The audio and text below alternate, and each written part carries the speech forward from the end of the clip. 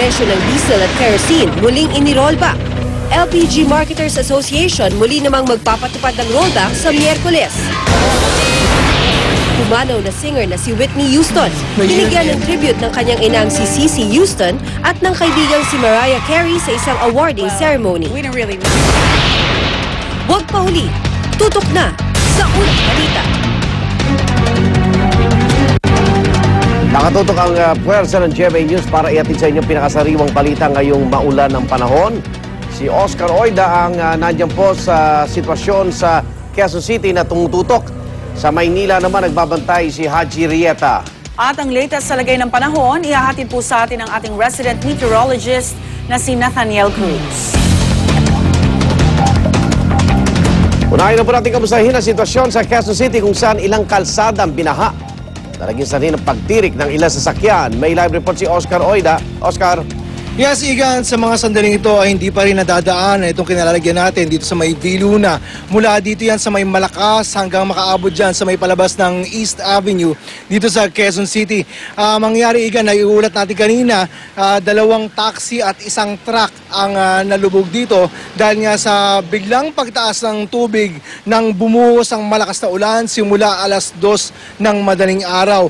Yung taxing nakikita nyo, yung nasa gitna, lumusong umano yan at inakala sigurong kakayanin niyang tumawid, pero dahil sa taas ng tubig ay tumirik na nga siya dyan. Yung isa naman nasa gilid, Igan, nakausap natin yung driver niyan at sinabi niya na tinabi niya yan at natulog siya dahil medyo tinamaan siya ng antok. Nagulat na lamang siya nung malamig na yung kanyang paa at pinasok na pala ng tubig yung kanyang taxi.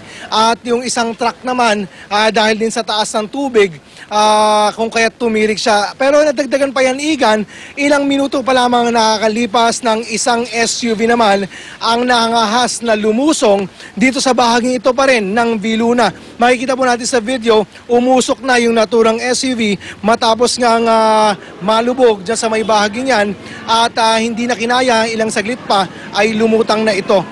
Naialis lang itong SUV na ito, Igan, makaraang itulak ng ilang mga taong bayan na nagmagandang loob at tumulong doon sa kawawang driver. Sa mga sandaling ito, inuulit natin, hindi pa rin po nadadaanan ang bahaging ito ng Viluna mula dito sa may Malakas Street patungo dyan sa may East Avenue. Makakatulong din, Igan, kung makakapunta dito yung mga kaibigan natin, mga tanod, nang sa gano'y mawarningan itong mga motoristang dumadaan dito. Sa mga sandaling ito, medyo yung mga crew na lang natin sa GMA tumutulong na yung mataboy na hindi makapasok dito sa bahaging ito ng Viluna yung mga sakyan. Pero mga kaigi, kung makakarating dito yung mga tanod ng nakakasakop dito sa may Viluna, kanto ng Malakas dito sa may Quezon City. Bukod dyan, Igan, meron na rin tayo napaulot na report na pagbaha dyan sa may Araneta, Corner E Road. Meron din pagtaas ng tubig dyan sa may Panay Avenue, dyan din sa may area ng Kamuning kaninang madaling araw, nagkaroon ng gutter deep na pagtaas ng tubig. Igan? Maraming salamat, Oscar Oida. Sa Maynila naman, ilang kalsada rin ang binahada sa malakas na pag-ulan. Para sa detalye, may live report si Haji Rieta. Haji. Yes, Rhea, ilang kaya nga dito sa Maynila ang agad na binaha matapos nga ang naganap na malakas na pag-ulan kanina. Agad na binaha ang bahaging ito ng United Nations Avenue sa Maynila. Biglang buhos kasi ng malakas na ulan. Kaya naman ang mga tricycle na ito sumilong muna. Hindi raw kasi sila makakatawid dahil sa baha. Si Manong Joseph Amuro nabasa pa nang maabutan ng buhos ng ulan. Malakas ba yung buhos kanina? Oh, malakas po. Malakas po. Sobra. Ano nangyari sa inyo? Nabasa ka eh. Kaya dito ako. Silong muna kayo? Silong muna. Ayon ang may pagsapalaran ni Manong Chris Castrenz ang kanyang tricycle sa bahang kalsada. Hindi na kaya dahil masyado na malalim yung baha. So tutulog na kami ron inaabot na yung tambucho namin. Sa bahaging ito naman ang Calo Avenue sa Maynila, halos lumubog na ang mga sakyang ito na nakaparada sa gilid ng kalye. Ang kotsingang ito halos lubog na dahil sa ilalim ng baha. Sa tulay namang ito, papunta sa Espanya, malalim na rin ang baha dahil sa malakas na pagbuhos ng ulan. Kaya sa ngayon nga ay patuloy itong pagbuhos ng ulan dito sa kinakatoy natin dito sa may Espanya. At yung bahagi naman ng Lacson Avenue ay malalim pa rin ang tubig doon na bagaman passable naman ito. Kaya papayo natin sa mga motoristang dumadaan dito ay dahan-dahan lang nang sa ganun na hindi maiwasan ang anumang aberya sa kanilang mga sasakyan. Rhea. Alright, maraming salamat, Haji Rieta. Sa puntong ito, mga kasama natin si Manila Mayor Alfredo Lim. Mayor Lim, good morning po. Umaga sa iyo, Arnold, at sa iyo mga tagapakinig. Kamusta po ang pagbabantay natin sa lungsod? Baka may mga announcement po kayo ng suspension ng klase. Meron nga binabahang krusada, dyan sa Puresa o dyan sa Espanya, Maceda. Opo. Pero yan naman, basta tumigil ang ulan, madali naman humupa yung tubig eh. Oo. Pero ang aking maipapayo sa mga magulang, kung sa lugar ninyo, na alam na ninyo, baha na at mababasa itong inyong mga anak, wag na ninyong papasukin. Pero kung hindi naman baha, magdala lang ng payong at saka kapote, at saka yung kung meron silang mga boots na goma, yun ang gamitin para mapangalagaan ang katawan ng kanilang mga anak. So, ibig sabihin na pag usal pa ng oras, huhupa na po itong mga bahang ito, Mayor.